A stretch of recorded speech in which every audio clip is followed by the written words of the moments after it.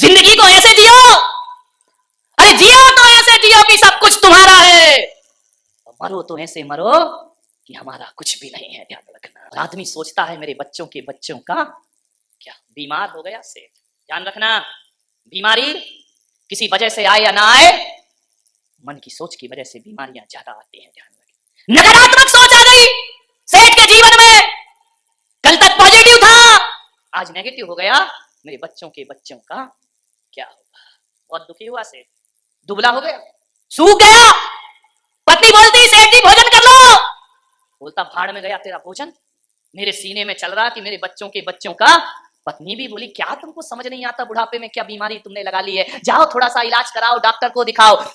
बड़े बड़े डॉक्टर को दिखाया, सोनोग्राफी हुई, एक्सरा हुआ, सारी चीजें हो गई, सब जांच हो गई, सारी रिपोर्ट आई, शुगर नॉर्मल, बीपी नॉर्मल। अरे बीपी भी नॉर्मल, शुगर भी नॉर्मल, सोनोग्राफी, सारी रिपोर्ट नॉर्मल। तो सेठ के लड़कों ने कहा कि पिताजी फिर तुमको हो क्या गया है। बड़े बड़े डॉक्टर को दिखाया, बंबई ले गए, बॉम्बे हॉस्पिटल ले गए, दिल्ली ले गए, अपोलो ले गए, वेदांता में ले गए, सब जगह दिखाया। डॉक्टर बोले सेठ जी तुमको तो कुछ नहीं है। तो लोग बोले यार ये सूख के कांटा क्यों हुआ जा रहा है, इसकी सारी रिपोर्ट तो नॉर्मल आती है, लेकिन इसे कौन सी। सेठ बोला मुझे समझ ही नहीं आता है, मंदिर जाने को मन नहीं करता है, माला फेरने को मन नहीं करता है, महफिल में जाने को मन नहीं करता है, किसी के पास से बात करने को मन नहीं करता है, मन में एक ही धुन लगी है, मेरे बच्चों के बच्चों का क्या। टेंशन में आ गया सेठ। ध्यान रखना, अटेंशन में रहो तो टेंशन कभी नहीं होगा, लेकिन जब आदमी अटेंशन में नहीं रहता है तभी दिमाग में टेंशन हुआ। क्या परवाह, क्या चिंता करना। बहुत दुखी हुआ सेठ। कहते हैं पूरी चेहरे की लालिमा उड़ गई सेठ की, एक शाम थी। लोग कहते सेठ जी मंदिर चलो, अरे मुझे नहीं जाना, मेरा मन सही नहीं है, मुझे कोई मंदिर नहीं जाना। माला फेरे तो बच्चों के बच्चे देखा। सेठ बड़ा दुखी हो गया, बड़ा पीड़ित हो गया सेठ। पूरे घर को चिंता हो गई कि यार ये बाबूजी को हो क्या गया है, ना खाने में मन लगता, ना कपड़े पहनने में मन लगता, ना किसी से हंसते हैं ना बोलते हैं, एक धुन उनको सवार हो गए। एक शेख सादी था, फकीर था, मस्त मौला फकीर था, सूफी संत था, रास्ते में से निकल रहा था, बैसाखी उसके साथ थी, खुदा को बड़ा धन्यवाद दे रहा था। एक आदमी मिल गया, उसने कहा कि फकीर जी बड़े आनंदित दिख रहे हो, क्या बात है। बोले खुदा का बड़ा रहम है मेरे ऊपर, बड़ी कृपा है खुदा की मेरे ऊपर। अरे बोले काहे की कृपा है, पागल हो गया है। उसने कहा क्यों, अरे भगवान की बड़ी कृपा मेरे ऊपर बरस रही, आनंदित हूं मैं। अरे उसने कहा पागल देख, तू इतनी खुदा की रहम मानता है और उस परमात्मा ने तुझे एक पैर नहीं दिया है, तू बैसाखी के सहारे चलता है, पागल हमको देख, हम ईश्वर को नहीं मानते, दोनों पैर हमारे पास हैं, और तू खुदा की इबादत करता है और तेरे पास एक पैर नहीं है। जाके खुदा से बोल कि तेरी इतनी इबादत करता हूं और तूने एक पैर नहीं दिया है। कहते हैं कि शेख सादी ने बैसाखियां फेंकी और एक पैर से नाचने लगा, आकाश में देखकर बड़ा, अरे बड़ा रहम है तेरा, बड़ी कृपा है तेरी। उस आदमी ने कहा ये पागल आदमी है, एक पैर नहीं है और नाच रहा है। बोले देख पागल, मैं नहीं पागल तू है। उस फकीर ने, शेख सादी ने कहा मैं इसलिए आनंदित हूं क्योंकि दुनिया में ऐसे भी लोग हैं जिनके पास दोनों पैर नहीं होते हैं, ये खुदा का रहम है, उसने मुझे एक पैर प्रदान किया है, इसका मैं धन्यवाद देता हूं। भगवान को कभी शिकायत नहीं करता, कम से कम उसने मुझे एक पैर तो दिया है, मुझ में खड़े होने की ताकत तो उस परमात्मा ने मुझे। ध्यान, सोच दो है, गिलास आधा भरा है, गिलास आधा खाली है। ध्यान रखिए, सोच का फर्क है। गिलास आधा भरा है, सकारात्मक सोच वाला होगा तो कहेगा गिलास आधा भरा है कि नवाब के पैरों की जूतियों में हीरे मोती जड़े हुए हैं और मुझे भगवान ने फटी जूतियां दी हैं। मैं गरीब हूं, 5 बार नमाज पढ़ता हूं, फटी जूती पहनता हूं, और ये नवाब जुम्मे के जुम्मे आता है, हीरे मोती की जूतियां पहनता है। ये नवाब बग्गी पे सवार होके आता है तो मैं गरीब रहता हूं, 5 बार नमाज। अरे खुदा कुछ तो रहम कर मुझ पर, जो तेरी नमाज पढ़ता। अब मेरा नहीं तो कम से कम अपना तो ध्यान रख कि 5 बार नमाज करने वाले के पास फटी जूतियां हैं और नवाब के पास हीरे मोती की जूतियां हैं। इतना सोच ही रहा था, क्या देखता है वो फकीर कि मस्जिद की सीढ़ियों पर एक आदमी चलते आ रहा है, हाथ के बल चढ़ते आ रहा है नमाज पढ़ने के लिए। उस आदमी ने देखा कि यार ये नमाज पढ़ने आ रहा है, उधर नवाब आ रहा है, इधर मैं बैठा हूं, मेरी फटी जूतियां इसके, और ये नवाब की हीरे मोती जड़ी जूतियां, और इसके पास तो दोनों पैर ही नहीं है। उस आदमी को लगा कि वाह रे खुदा तू बड़ा रहम करता है, क्योंकि ऐसे भी लोग हैं जिनके दोनों पैर नहीं, वो भी तेरे दर पे आते हैं। अरे कम से कम फटी जूती ही सही, तूने मुझे 2 पैर तो दिए हैं, मैं तुझे धन्यवाद प्रदान करता हूँ। मैं तेरा आभार, 2 पैर तो दिए हैं, जूती नहीं मिली कोई बात नहीं, लेकिन इसके पास तो दोनों पैर भी। महिलाओं से मेरा निवेदन है, पड़ोसी का ऊंचा मकान मत देखो, उस पर दृष्टि मत डालो।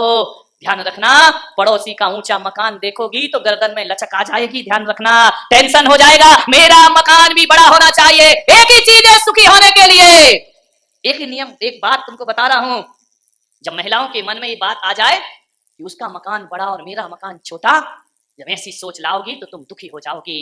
एक बात याद रखना, कभी अपने मकान को देखना और कभी फुटपाथ पर लेटे हुए व्यक्ति को देखना, तुम्हें लगेगा भगवान ने हमें बहुत कुछ प्रदान किया है, इससे ज्यादा हमें किसी और चीज की जरूरत नहीं। फुटपाथ पर जिंदगी गुजरती है, 4 दीवार एक छत भी नहीं है, ऐसे लोग इस धरती पर जीते हैं। अपने पास कम से कम एक मकान तो दिया है, धन्यवाद दो भगवान को। 24 घंटे शिकायतों से मत भरिए, धन्यवाद देने की कला सीखिए।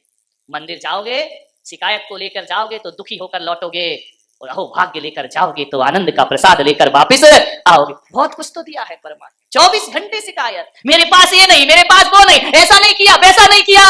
जो है उसमें सुखी रहने का प्रयास करिए मेरे भाई। सेठ दुखी था, बहुत दुखी था बेचारा। एक बार उसे कोई व्यक्ति मिल गया, उसका मित्र मिल गया। उसके मित्र ने कहा कि सेठ जी ये क्या हाल बना रखा है, कुछ लेते क्यों नहीं? सेठ ने कहा यार बहुत दवाई ली, कोई फायदा ही नहीं होता है।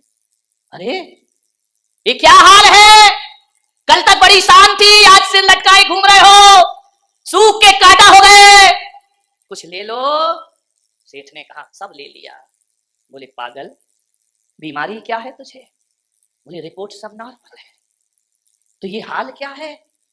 ये बेचारा काम के बोझ का मारा, इसे पिलाओ हमदर्द का टॉनिक सिंकारा।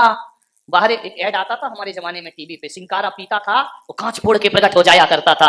मैंने कहा बाहर एक ढक्कन में कांच फोड़ दिया, पूरी बोतल पी ले तो दुनिया हिला के रख देगा। विचार गए, सेठ से कहा कुछ ले लो सेठ। सेठ ने कहा बहुत सा इलाज कराया यार, कुछ फायदा नहीं होता। उस आदमी ने सलाह दी, मैं तेरा दोस्त हूं सेठ, मुझसे तेरी ये हालत देखी नहीं जाती, एक काम कर, अपने नगर में एक संत पधारे हैं, बड़े पहुंचे हुए हैं, जाओ उनसे इलाज करा ले। अरे सेठ ने कहा पागल हो गए, तेरा दिमाग खराब है, ये साधु संत भी इलाज करेंगे तो बारामती के सारे अस्पताल बंद हो जाएंगे, मेडिकलों में ताला लग जाए, ये साधु बाबा क्या करेंगे?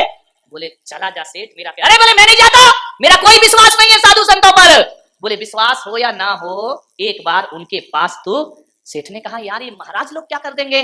बोले यार चला जा, ध्यान रखना संत आपको कुछ दे या ना दे, ध्यान रखिए, संतों के पास जाने से आपको कोई लाभ ना हो तो कोई बात नहीं, लेकिन ये विश्वास दिलाता हूं आपको कोई हानि भी होने वाली नहीं है। संत आपको कुछ देगा नहीं तो संत आपसे कुछ लेने वाला भी। ऐसा करो सेठ चले जाओ, नुकसान क्या है? फायदा हो या ना हो, साधुओं के पास जाने में नुकसान कौन सा है? जाके अपनी व्यथा बताना। बोले यार तू कहता है तो मरता क्या नहीं करता, चला जाता हूं। चला गया वो संत के पास, सुबह सुबह उठ करके, दूर गांव के बाहर झोपड़ी बनी थी, क्या देखता है? झोपड़ी के बाहर एक 5 साल की बालिका आंगन में झाड़ू लगा रही है। सेठ पहुंचा, सेठ ने कहा बेटे अम्मा कहाँ है? संत के पास गया, संत ने कहा सेठ जी क्या बात है, क्या दिक्कत है? रोने लगा सेठ। संत ने कहा रोते क्यों हो, तुम्हारे पास तो सब है। बोले सब है महाराज, लेकिन बहुत दुखी हूं मैं। अरे सब होने के बाद दुखी हो? बोले बहुत दुखी हूं, बहुत पीड़ित हूं मैं। क्या हुआ सेठ, तेरे बच्चे नहीं हैं? अरे बच्चे हैं महाराज। कहां बच्चे अच्छे में फंसा रहे हो मुझे? तो फिर किस बात का दुख है? बीवी खराब है। अरे बीवी तो सीता की तरह है, ऐसी बीवी किसी को मिलती? अरे बीवी तेरी सीता जैसी, बच्चे तेरे पास हैं, बच्चे तेरा कहना नहीं मानते। अरे महाराज कहने की बात तो छोड़ो, इस कलयुग में भी राम लक्ष्मण की तरह है, कोई बात जुबान पे लाता हूं और जुबान पे आने से पहले बच्चे उसे पूरा।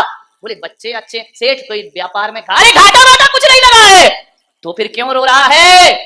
बोल सेठ किसी ने तेरा अपमान किया?